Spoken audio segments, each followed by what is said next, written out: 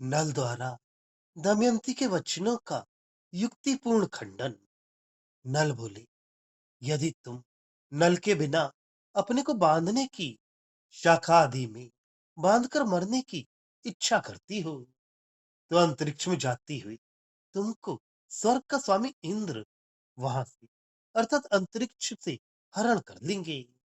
न्याययुक्त वस्तु की कौन उपेक्षा करता है? अर्थात आत्महत्या कर जब तुम अंतरिक्ष में जाने लगोगी, तब तुम्हें स्वर्गपति इंद्र ग्रहण कर लेंगे, क्योंकि बिना स्वामी की वस्तु जिस राजा के राज्य में जाती है, वह उस राज्य के स्वामी की हो जाती है। इस प्रकार से भी इंद्र तुम्हें प्राप्त कर लेंगे और इंद्र का ये कार्य न्याय संगत होगा।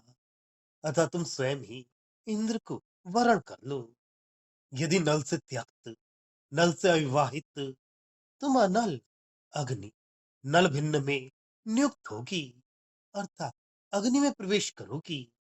तब इस देव अर्थात अग्नि पर तुमने बड़ी दया का आदर किया, अर्थात दया की, दया धारण की, क्योंकि चिरकाल से याचना से भी दुर्लभ अपने शरीर को, हे अंग, इस अग्नि के लिए स्वयं समर्पण कर दोगी। अर्थात इस समय में अग्नि तुम्हारे शरीर की याचना कर रहे हैं, पर तुम नहीं दे रही हो। और बाद में नल के विवाह न करने पर अपने शरीर को मारने के लिए फिर अग्नि में छोड़ना, अर्थात अग्नि के लिए स्वयं समर्पण करना, अग्नि पर तुम्हारी बड़ी कृपा होगी, क्योंकि नायक के द्वारा आलिंगन आदि के लिए नायिका से याचना करने पर ना देना तथा बाद में स्वयं अपने को समर्पण करना नायक के विशेष आनंद का कारण बना जाता है। क्या करने पर क्या परिणाम होगा, तुम ये नहीं समझती। अतः मैं तुम्हें इतना कह रहा हूं, ये बात अच्छे से समझ लो। यदि तुम नल के बिना, नल के नहीं मिलने पर मरने के लिए पानी में प्रवेश करोगी, तो वरुण ने अवश्य जीत लिया, क्योंकि उस समय पानी में प्राण त्याग करने के लिए तुम्हारे प्रवेश करने पर पानी के स्वामी ये वरुण तुम्हारे नाम वाले अर्थात दमयंती नामक तुम्हारे प्राणों को बाहर भी हृदय में वहन करेंगे।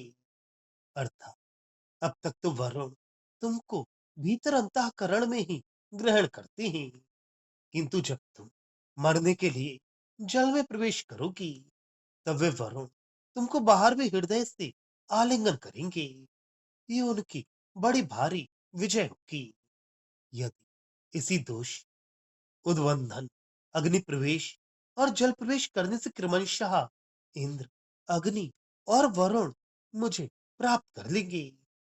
इस दोष से पंडिता तुम किसी दूसरे उपाय मरने का यत्न को करोगी। अतिथि को प्रिय मानने वाली तू घर पर आए हुए धर्मराज यम को क्यों नहीं कृतार्थ करोगी।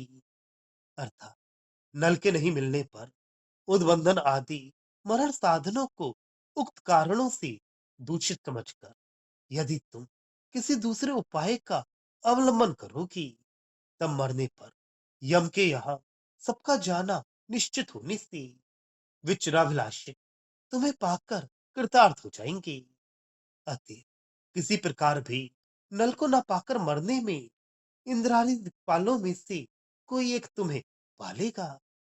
ये सोचकर तुम्हें नल को वरण करने का दुराग्रह छोड़कर इंद्रादि में से किसी एक का वरण कर लेना ही श्रेष्ठकर है।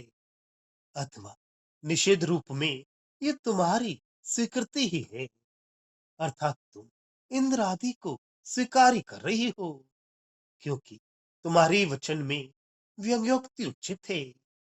चतुर स्त्रियों के मुख से ही उत्तम रूप से व्यंग्य के बाहुल्य की प्राप्ति देखी जाती है। अर्थात तुम व्यंग्य पूर्वक निषेध करती हुई भी इंद्र आदि को स्वीकार ही कर रही हो, ऐसा मैं मानता हूं। हे दमयंती, तुम्हारी वाणी के रस माधुर्य सरस्वती नदी का जल के प्रवाह धारा के चक्रों भंवरों में गिरकर कब तक घूमूंगा, भ्रम में पड़ा रहूंगा, चक्कर लगाता रहूंगा। लज्जा को थोड़ा कम कर, स्पष्ट करो, अथवा लज्जा को कम कर थोड़ा स्पष्ट करो, अर्थात संकेत करो कि किस देव श्रेष्ठ को वर्ण करने से कृतार्थ करोगी। अर्थात जिस प्रकार कोई व्यक्ति नदी के जल प्रवाह के भंवर में पड़कर चक्कर काटता रहता है, उसी प्रकार मैं तुम्हारे रस युक्त वाणी के वक्र के समूह में पढ़कर यह निर्णय नहीं कर सका हूं कि तुम्हारा स्पष्ट आशय क्या है, अर्थात किस देव श्रेष्ठ दिक्पाल होने से या तुम्हारे वर्ण करने से देव श्रेष्ठता प्राप्त होना उचित ही है, किसको वर्ण करोगी। अतः थोड़ा संकोच छोड़कर स्पष्ट कहो। ऐरावत के कुंभ मस्तक मांसपिंड के ब्याज से कठोर स्तन वाली दिशा पूर्व दिशा का पति अर्थात इंद्र तुम्हें अभीष्ट है क्या। मेरे मत में इंद्र के बिना दूसरा कोई तुम्हारे शरीर की शोभा को देखने में समर्थ नहीं है, अर्थात तुम्हारे संपूर्ण शरीर में शोभा फैली हुई है, उसे एक साथ सम्यक प्रकार से देखने के लिए अधिक सहस्र नेत्रों वाला इंद्र ही समर्थ हो सकता है, दूसरा कोई दो नेत्र वाला नहीं। अतएव तुम इंद्र को चाहती हो तो मेरी भी इसमें सम्मति है। हे दमयंती, उन इंद्र के लिए प्रसन्न हो। संसार के स्वामी वे इंद्र तुम्हारे शरीर के संग आलिंगन आदि स्पर्श से उत्पन्न तथा सौत में प्रेम करने से इंद्राणी के नेत्रों के लिए तीक्ष्ण कांटे रोमांचों से शरीर का सर्वदा परिपूर्ण करें, अर्थात तुम्हारे आलिंगन आदि से जब इंद्र के शरीर में पूर्णतया रोमांच होगा, सौत में प्रेम करने के कारण वह रोमांच इंद्राणी के नेत्रों के तीक्ष्ण कांटों के समान मालूम पड़ेगा। सौत के शरीर से उत्पन्न संतान को पति के क्रोध में देखने से दूसरी सौत के नेत्रों में कांटे जैसा चुभता है, उसे वह सहन नहीं करती। अतः तुम्हारे शरीर के संग से उत्पन्न कंटक रोमांच संतान को पति इंद्र के शरीर में देखने से इंद्राणी को कांटे चुभने जैसी वेदना होगी। तुम इंद्र को वरण करो, स्वयं बिना किसी की प्रेरणा किए ही अग्नि में अनुरक्त हो रही हो। तुम्हारे मनोरथ का स्वरूप मैंने समझ लिया। क्षत्रिय वंश में उत्पन्न हुई तुम्हारा मनोरथ अभिलाषा मनोरूपा या मन के समान तीव्रगामी रथ उस तेजस्वी अग्नि के बिना दूसरे तेज से हीन किसी व्यक्ति में प्रवृत्त होता है क्या, अर्थात नहीं होता। अर्थात तुम क्षत्रिय वंश में उत्पन्न होने से तेजस्विनी हो और तेजस्विनी का तेजस्वी व्यक्ति में ही अनुराग होना उचित है, क्योंकि तेजस्वी व्यक्ति का मन के तुल्य रथ ये चाहना अन्य किसी ब्राह्मण आदि शांत व्यक्ति के प्रति कभी नहीं जाता। अतः तुम्हारा अग्नि में स्नेह करना ठीक है। मुख्य पतिव्रता तुमको अपने शरीर के संताप की शंका से उस अग्नि से मन को किसी प्रकार लौटाना नहीं चाहिए, अर्थात तुम्हें अग्नि में ही अनुरक्त रहना चाहिए, क्योंकि सतत आदि की परीक्षा के समय में उस अग्नि का व्यवहार पतिव्रताओं के विषय में सैकड़ों बार अथवा सैकड़ों पतिव्रताओं में हिम बर्फ के समान ठंडा निश्चित हो चुका है। ये प्रसिद्ध एवं सबके अनुभव से सिद्ध बात है कि अग्नि संताप कारक है, परंतु जब जब सतियों की परीक्षा हुई है तब तब उनके विषय में अग्नि संताप कारक अर्थात उष्ण न होकर शीतल हो गया है, और तुम भी सतियों में प्रधान हो। अतः तुम्हें अग्नि से संतापजन्य पीड़ा होने का भय नहीं करना चाहिए। धर्मशील तुमने धर्मराज को मन का अतिथि बनाया है, अर्थात तुम धर्मराज को मन से चाहती हो क्या। मुझे भी एक क्रम प्रवृत्ति अच्छी जचती है, क्योंकि योग्य के साथ योग्य का ही संगम शोभता है। अर्थात धर्मशील तुम धर्मराज को चाहती हो, इस विषय में मेरी भी सम्मति है। अतएव तुम धर्मराज यम को अवश्य वरण करो। अगस्त्य अगस्त मुनि या अगस्त नक्षत्र के प्रकाश से निर्मल कांति वाली दिशा दक्षिण दिशा में उस यम के साथ यम के ही अपना पति होने से मृत्यु की शंका से रहित होकर लेश मात्र भी भंग नहीं होने वाली काम के उत्सव रूप काम से उत्पन्न किरणाओं से निरवधि अर्थात अनंत समय को निमेश के समान व्यतीत करो।